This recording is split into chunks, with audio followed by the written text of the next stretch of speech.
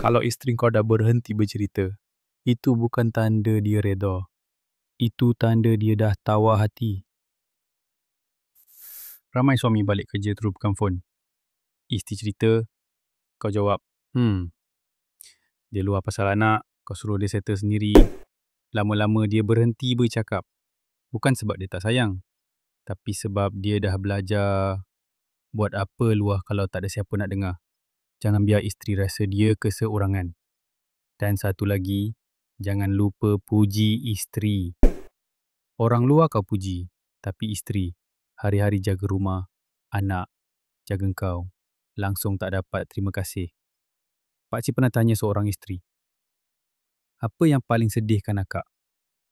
Dia jawab, saya rasa macam tak wujud dalam hidup suami saya. Itu bukan kisah pelik.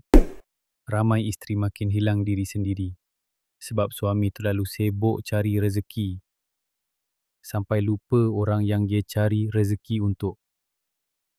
Dalam part seterusnya, pakcik nak kongsi satu amalan simple tapi boleh hidupkan balik hati yang dah lama sepi.